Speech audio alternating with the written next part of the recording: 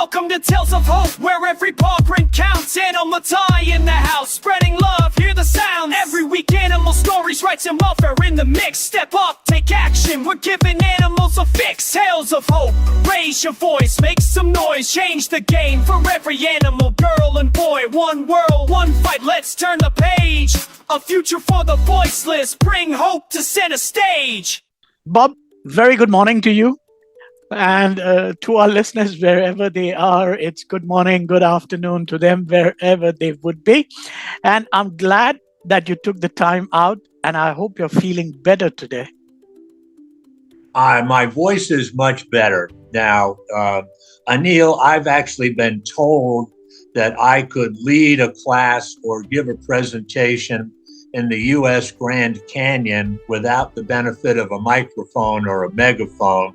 So if my voice bowls you over, even though it's only at half strength, let me know and I'll tone it back a little. Perfect. But I think it's perfectly good what we are on.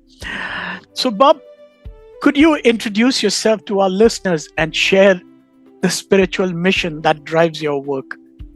I'd be happy to, Anil. And again, for you and for all your listeners, I am a retired lawyer, so I'm used to talking at great length. So please, when you think that you or your listeners have heard enough of one answer, let me know. But I am a retired corporate lawyer. I specialized in what we call corporate ethics and corporate compliance. My career started as a lawyer when I was actually an enlisted man in the U.S. Army at the end of the Vietnam era. Came back and was an active duty Army lawyer at the United States Military Academy at West Point.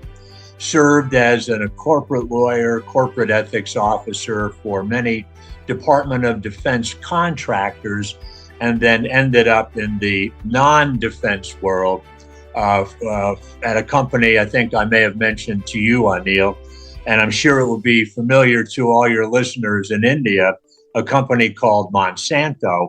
Monsanto was acquired by the German pharmaceutical company Bayer, as we say in this country, or Bayer.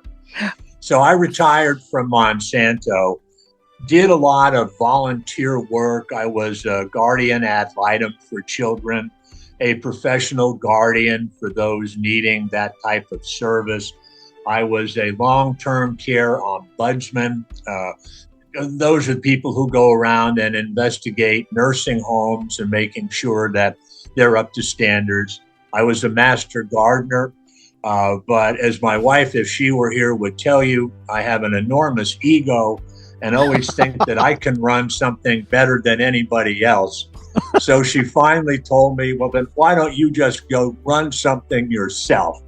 So I started a foundation called For Our Friends the Animals, and we can get into the meaning of the title of that in a minute.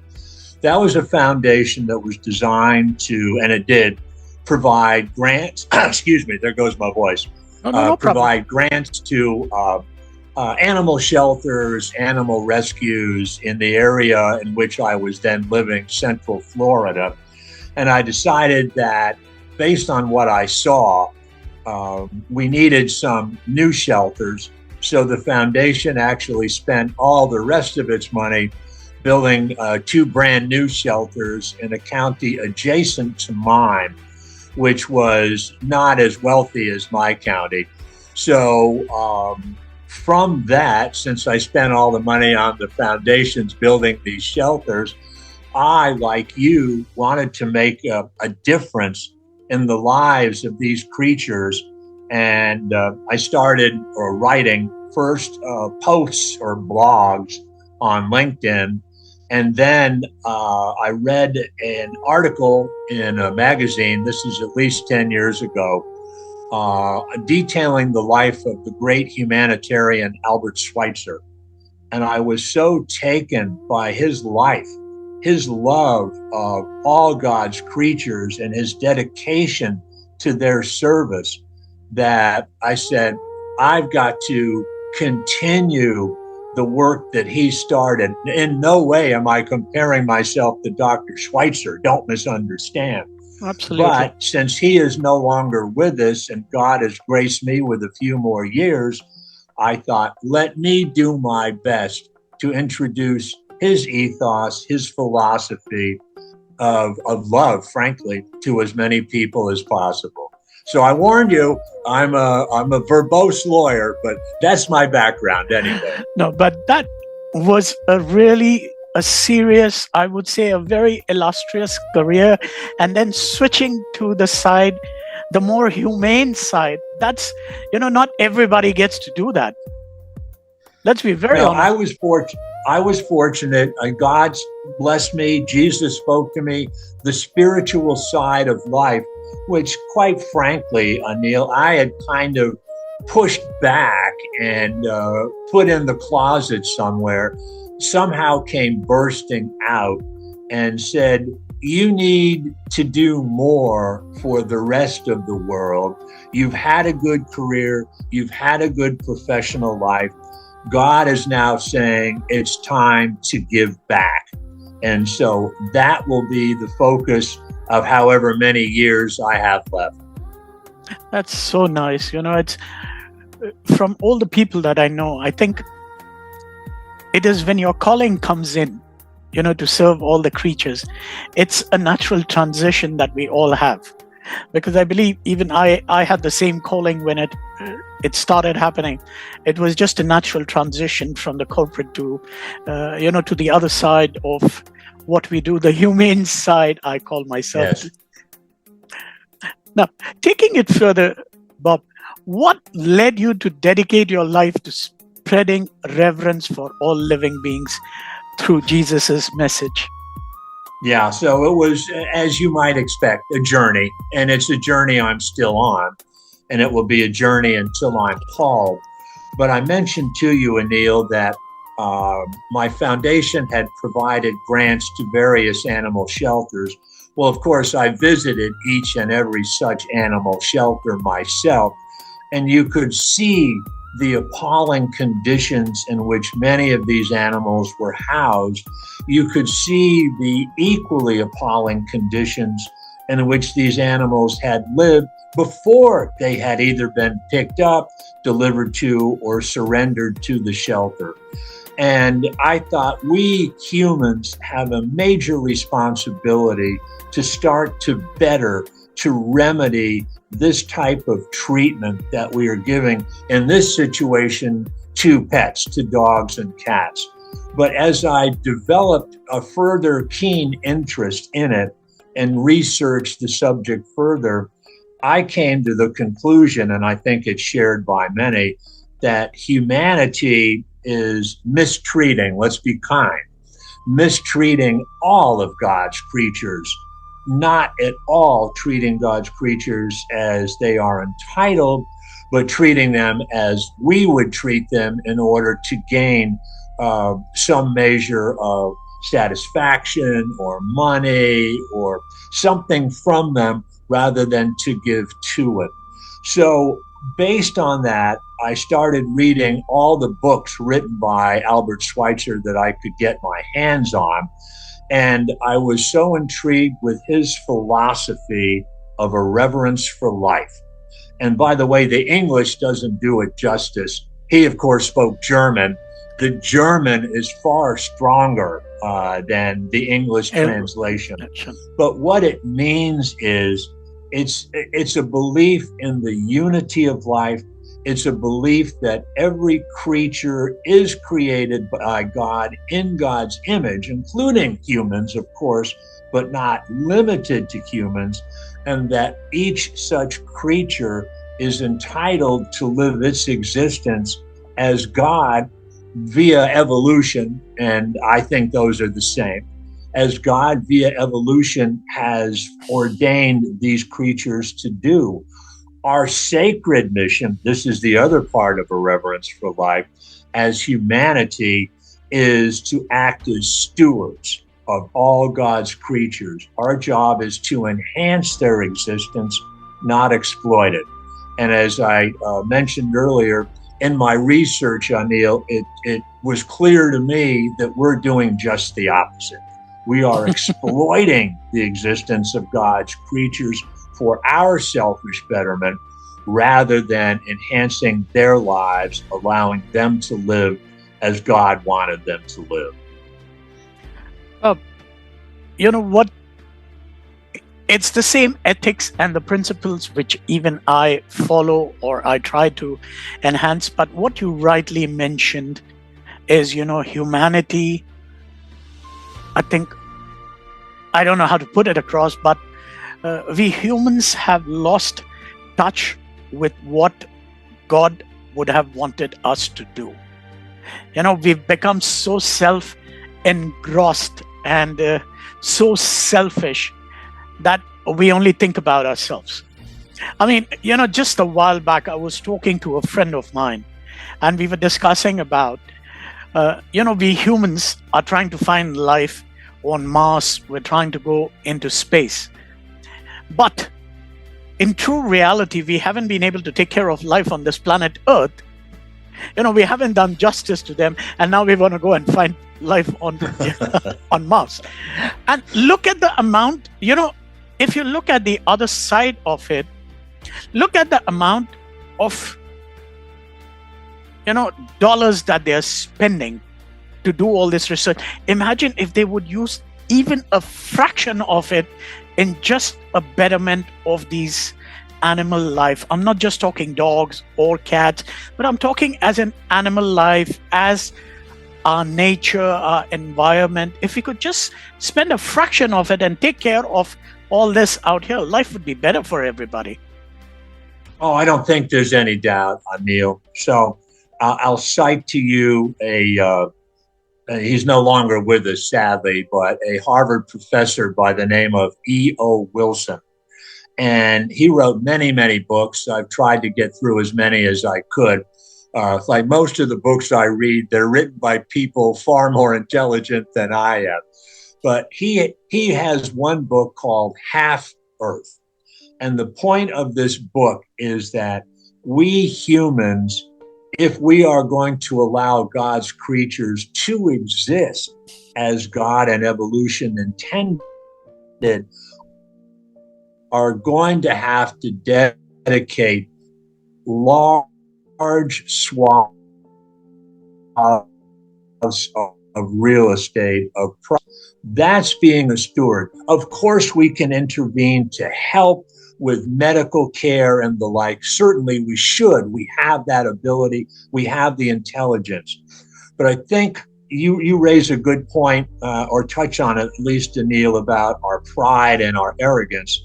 If we could just see that we are but one of a million or so species on this planet, and I'm not sure that includes all the insects, by the way, with special advantages. We have been given so much. Again, we've evolved so quickly, but the ability, as you and I are doing, to communicate across thousands of miles, our ability, as you got it, to organize, our ability to think, none of that is shared by any other species. We have been blessed with so much, and yet I agree with you, we turn it almost entirely back to our own betterment, or actually our own destruction, if you will, rather than seeking.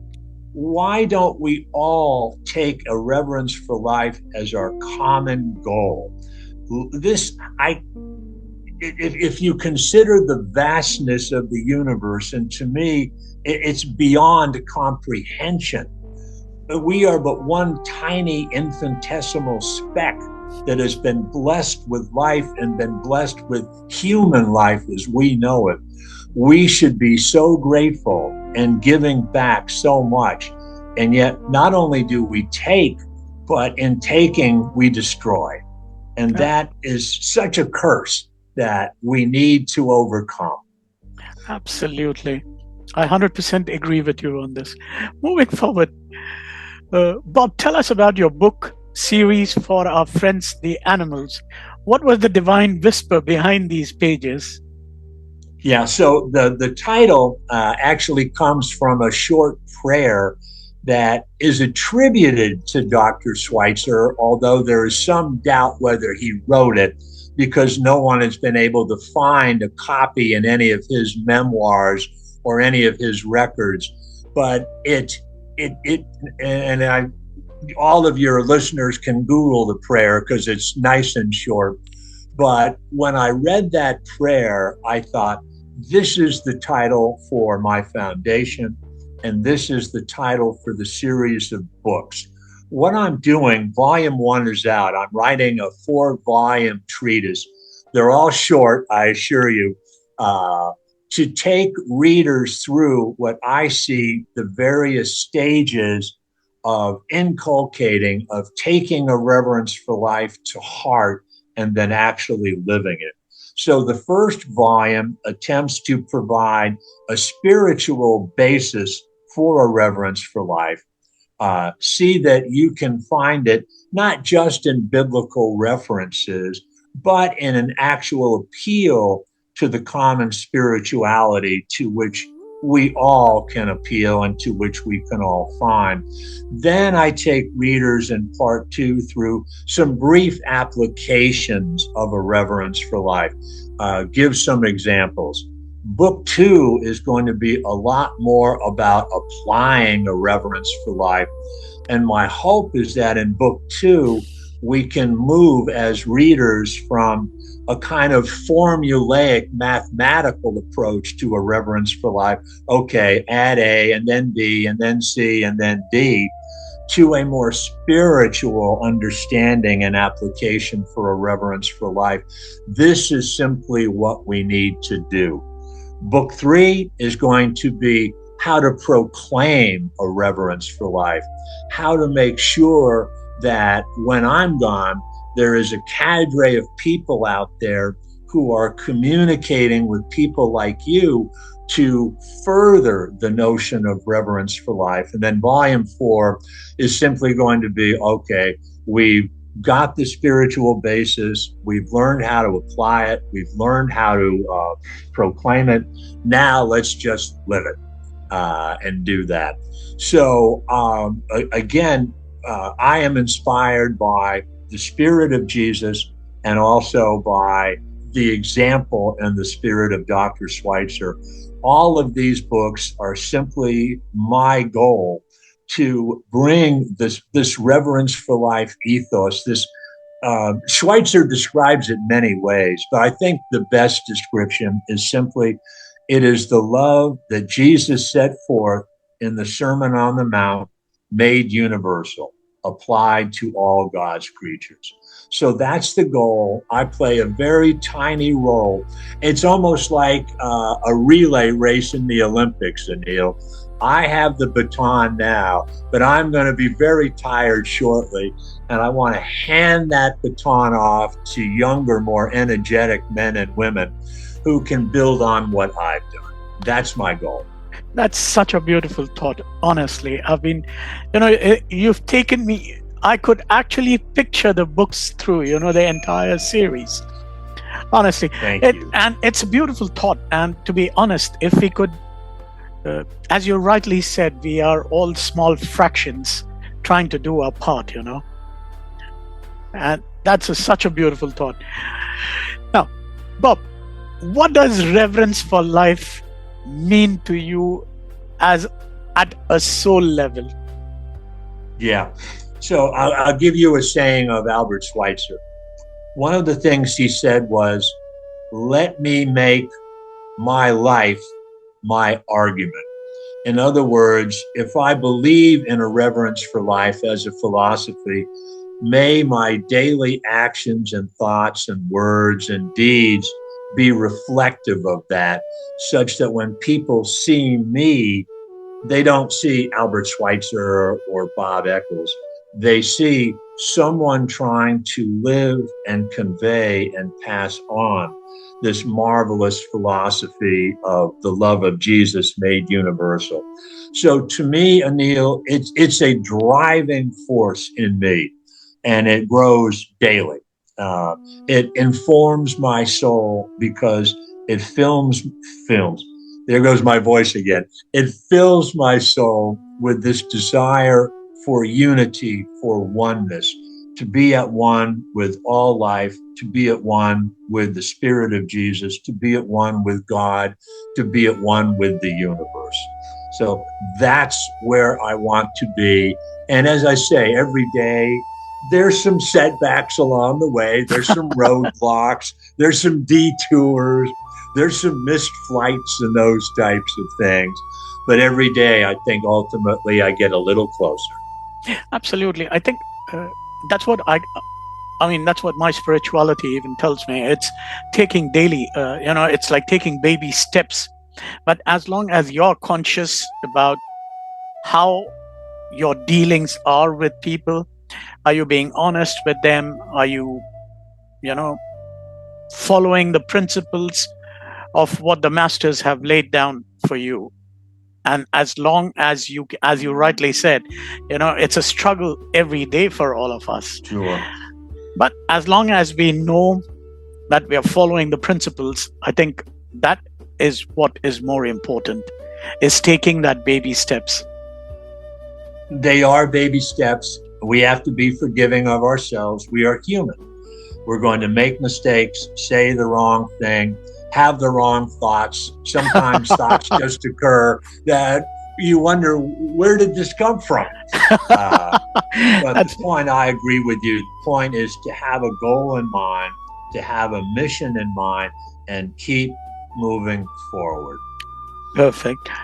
Now, Bob, how do you interpret Jesus's teaching in the context of animal welfare and the creation care? I know we've been discussing about it, it's God's creation, but how do you interpret all this, from Jesus's? Yeah. So I look at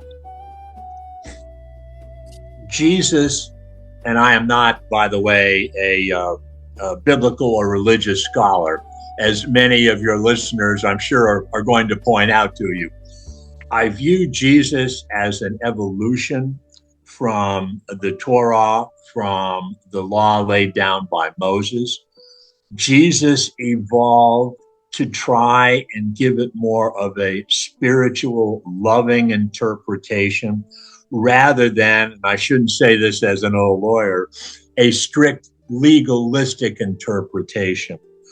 I think Jesus would expect that our understanding of his love can continue to evolve, that it ought not to be static, stuck in 30 AD, but rather growing with leaps and bounds.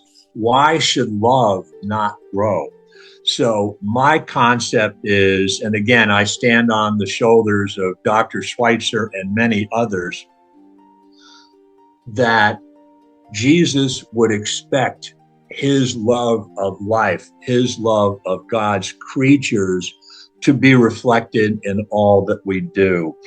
And I think if I could dare speak for Jesus, he would be disappointed at how many of us remain mired in the view of, say, 30 AD and have not, over the next 2,000 years, grown spiritually, grown to love, grown to include all God's creatures in that love. And by the way, I think our failure to do that is represented very tragically in many of the acts of war, acts of damage, acts of cruelty, because, as you know, well, you don't know maybe, but it's not uncommon for soldiers to refer to the enemy as insects or animals. You lower their value, you lower their esteem. They are not worthy of being treated as you would have yourself treated. And I think that is a failure to expand love to include all life. So that's how I interpret Jesus. And that's, I think, important, an important point to get across. Again, I stand, Anil, on the shoulders of Albert Schweitzer and many, who profess it and proclaim it a lot better than I do. But I think that's where we need to be as the universe expands. And you mentioned taking life out to Mars or other planets. I think that's a marvelous idea, but only if we are going to take the reverence for life. We should be expanding with the universe this love of Jesus, not contracting it or at least constricting it as we seem to be doing now.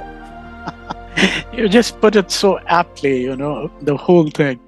Now, since you've been talking so much about Dr. Albert Schweitzer, how has he influenced in shaping your spiritual and ethical stance? Oh, he is my hero. I don't know if you know much about him. He was, by the age of 30, I'll make it very quick because I know all you and all your readers listeners can Google. By the age of 30, he had 2 earned doctorates, was well known as a preacher, a writer, a teacher, a musician. He had written authoritatively on Jesus, on Johann Sebastian Bach. His writings on Bach's organ works are still referred to today.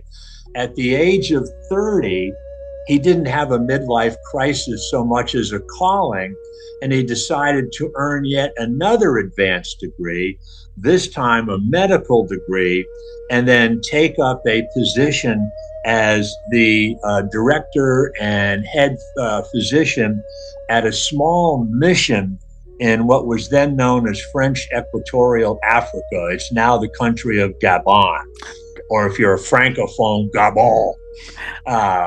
But for him, this learned, wonderful man who was already at the top of his profession, to say, no, I am going to follow the calling that I hear from Jesus and God. I am going to dedicate the rest of my life to ending as much suffering as I possibly can and to doing as much good as I possibly can. And I was so impressed by that total selflessness and dedication to decency and to service that, although again, I am nowhere near where he was, but it does drive me, Anil. Now, how do you distinguish between compassion and reverence? And why is the later urgent today? Yeah.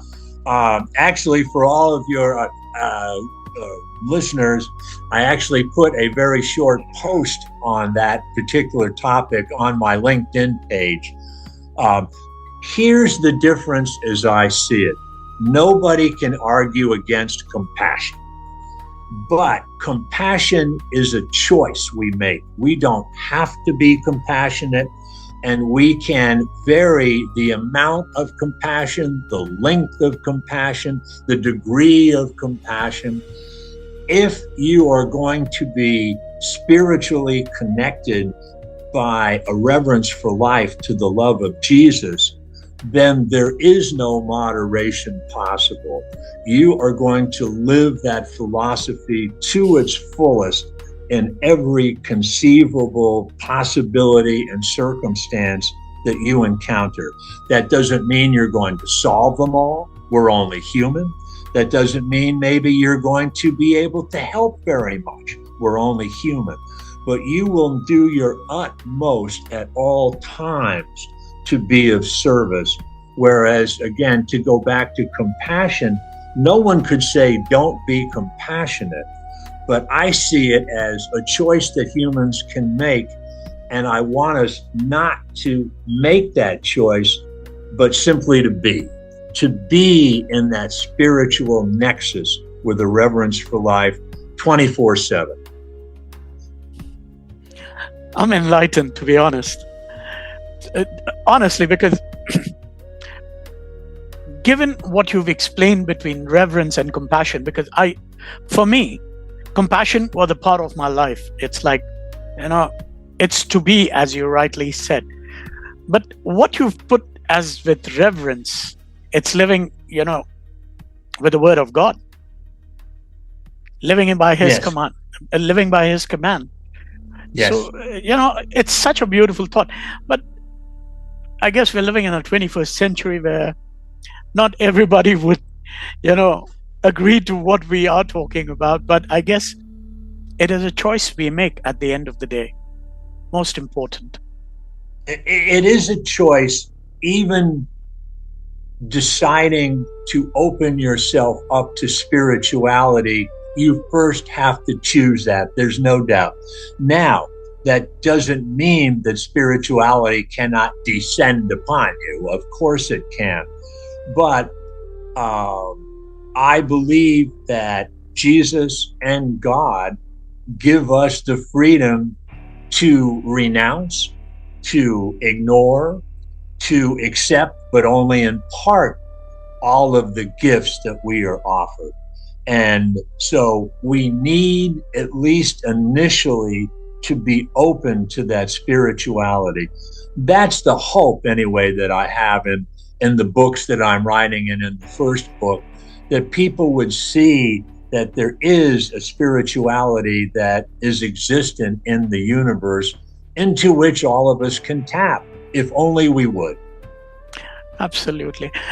As you rightly said, it's the choice. I mean, it's a choice which God has given us the freedom to choose whether we want to go on this path or we want to go on to the path which leads us to the suffering and everything that is there. That's the choice at the end of the day we humans make. Yes. Now, moving forward, how does your faith frame your understanding of animals as a co-inhabitants of creation? It's like I always say, we have to coexist because that's what God has created. So how does your faith frame this understanding? It's exactly the same. I see everything as under God's creation. Everything is a part of God's creation. And everything then is created in his image, which is infinite, unconditional love. Given that, if one subscribes to that, then, as I mentioned before, due to all the advantages that we humans possess, I see an enormous duty incumbent upon us to use those gifts in the service of God's other creatures, not again to exploit, but to enhance. So that's my belief. This entire universe, expanding as it is and evolving as it is a creation of God. And we are one tiny little part, but we've been given, Anil, so much. And it just irritates me that I have in my past failed to use the gifts that I've been blessed with to their fullest extent. But I believe I was not open. I believe I didn't open the door to spirituality and to God talking to me. And I'm hopeful that that door is at least open a crack anyway. It will.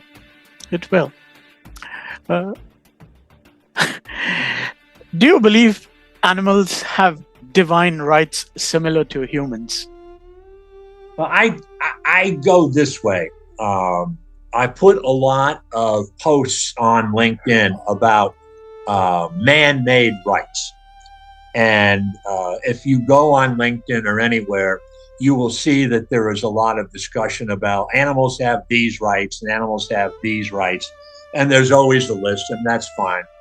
The problem I see, again, is that anything created by man is particularly a right, which of course is simply a legal document, that is subject to misinterpretation, annulment, abridgment, annihilation, ignorance, legal contest, misinterpretation, as I say.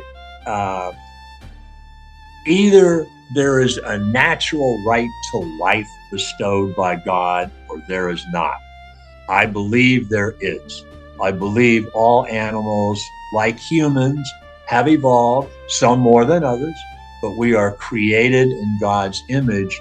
And as that, we don't even really need a right. We are God's creatures, and by dint of that, possessed of worth and value simply by being those creatures.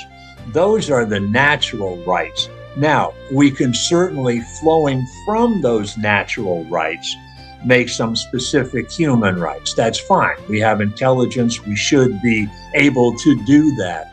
But if our human created and bestowed rights do not flow from an overarching natural right, then, as I say, they can be annihilated with one keystroke. And that I would not wish on any animal. I tell you, since you've been a lawyer and coming from your background, you've given it so aptly, you've put it out so correctly, because we humans, as rightly you said, we humans, when we put it down into a legal document, it can be manipulated. There are so many other loopholes that, we always find a way to get out of it. And yes, we do. And as you rightly said, this is divine creatures, and it's a natural law that we all need to coexist.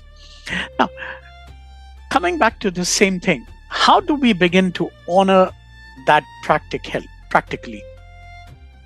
Well, I think you have to start spiritually first.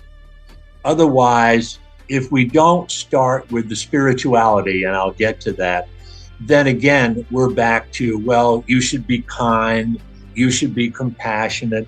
No one could argue the contrary, I hope, but there's so many degrees of kindness as to when it's expressed, how long it's expressed, the degree of fervor with which it's expressed. Again, it's nothing more really than a human decision, which of course need not be made or can be reversed, all those things that we just spoke about, Anil. If you start with a spiritual connection to God as the creator of the universe, a God of infinite unconditional love, then that is going to drive all your relationships and all your dealings with all of his creatures. I say his, all of God's creatures that you find on this earth. So I think if we are going to alter our dealings with the rest of nature, we are going to have to progress, evolve, whatever the case may be, beyond our desires and our assessment of the situation, and go to God's creation of the situation as giving the force and giving the requirements, the justification, if you will, for all our subsequent behavior. Wow, that is so true. I wish, more humans would follow it and, try and implement it, connect spiritually. That is so beautiful. Now, how do you respond to people of faith who see animals as lesser beings or commodities? Yeah, so I get that with every post on LinkedIn. Someone can always quote me a biblical line somewhere that stands for the proposition that we have every right to slaughter and eat and torture and do all the other horrible, foul things that we do. But I go back to my view of Jesus. So if you view Jesus as, or the Christ, let's put it that way, the Christ as when he appeared as Jesus 2,000 years ago, that was clearly a step beyond, an evolution beyond the Mosaic law that had been handed down centuries earlier. Again, I cannot fathom that Jesus talking about this commandment I give you, love one another as I have loved you, would want that commandment not only suppressed, but restricted to, just a few humans who look like us, who have the same faith. I think Jesus would want that commandment to love one another to evolve to encompass all God's creatures. So it's a step one has to take, one has to evolve from looking at God's creation and making a human judgment. Well, it's not worthy. It's not as worthy as I am because I'm made in God's image. Guess what? So is everything else on this earth as well. And everything that's made in God's image is entitled to that degree of love and protection and assistance. The problem is, of course, we're facing a culture of thousands of years to the contrary that sees animals as lesser beings and therefore susceptible to exploitation for our betterment, for our gluttony, for our avarice, for us to make money, use for our amusement. We need to progress beyond that because, as I said, Anil, that view, first of all, I think it's not in keeping with an expansive, evolving love, but that view always gets translated to humans that we don't like. So the humans we don't like are always insects and animals and pigs and swine and roaches and snakes, you name it. And therefore, I don't have to accord them God's love. I can kill them with impunity. So I think it's twofold. The positive is we simply need to evolve love. The negative is if we don't, we're going to continue to have these degrees of difference in assessment and treatment, and they always lead to catastrophe, don't they? They do, absolutely. Aren't we going through the catastrophes right now? I mean, yes. With what's happening around the world, I don't want to be specific about naming, but we already have a catastrophe on our hands. And as humans, we still don't want to evolve. No, and I don't quite understand that. Other than I think enough people like you we just don't have enough people like you. There, let me say it correctly. Getting the message out for people to consider. We are up against how many centuries of anthropocentric, self-centered culture where we humans have placed ourselves at the very pinnacle of existence, I think fallaciously so, but we've placed everything else below us and therefore less worthy of our fair and loving treatment. We've got to change that, but a cultural change, that takes a lot of effort and time. My big fear, Anil, is that we don't have enough time to make the cultural change necessary. Things are happening, as you know better than I, faster and faster and faster with each passing day. The degradation of the planet, the slaughter of animals, the slaughter of humans increases day to day to day at a much faster pace. And I agree with you. While we are continuing to invest trillions in ways to destroy the environment, we can't seem to invest any money in watching a podcast or reading a book that would give you an alternate method. That's disappointing. It is, to be honest, what you rightly said right now, because this is the thought that I have been having, since I started. It's about, I think I started in March. It's almost like about March, April, May, June, July. It's almost 5 months. And I've been trying to put the voice out. And the trend today, what we have on social media, is people really don't have the time to read or, everything. If you look at the statistics that have been coming out of, all these agencies, you can clearly see that we humans have lost the span of attention. Even on social media today, everything is there is so much of knowledge out there, and there's so much of dirt, filth, whatever you want to call it, entertainment. You give it whatever name or terminology you want to use. And we humans, it's like maximum, it's 5 or 7 seconds. Because I've been reading a lot because I come from a marketing background and branding. So I read a lot on these things.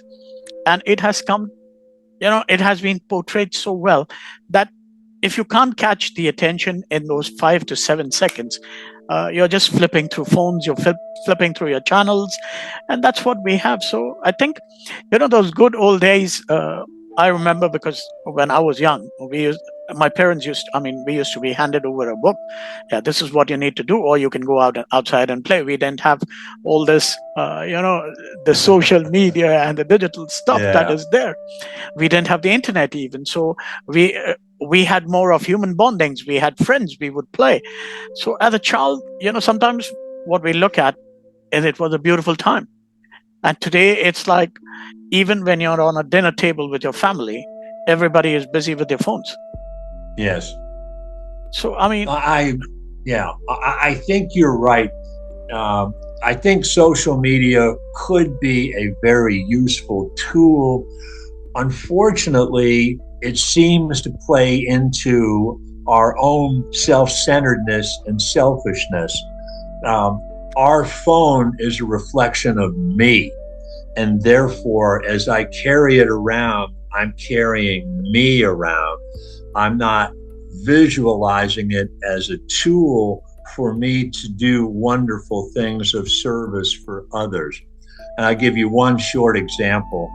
When I lived in Florida, I was in a housing area, and at the main entrance to the housing area was a place where all the children would congregate who were waiting to be picked up by a bus and transported to school.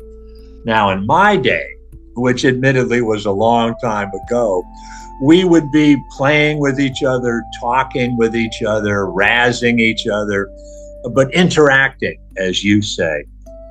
All those children, every one of them has their phone, their face buried in a phone, not looking up, not interacting, but it's just another extension of the self. And I'll give you one more example. I look at many of the spiritual messages that come out on LinkedIn. They are almost always in this form. God has a plan for you. God's going to make things great for you. God's going to make you rich today, happy today, wonderful today. And I keep looking for, what are you going to do in return, not only for that blessing, but to help the many people, animals who are not going to be able to say that today. And it's never there. We've turned spirituality as such inward, such that it's all about me, not all about us. That's the problem that I think you and I and many others are confronting. Not only do we have this attention span problem, but that span is focused inwardly on self-centeredness and aggrandizement, growing me, rather than outwardly what I call a collective altruism. And that's a problem. That's so aptly put. I think it's very true, Now,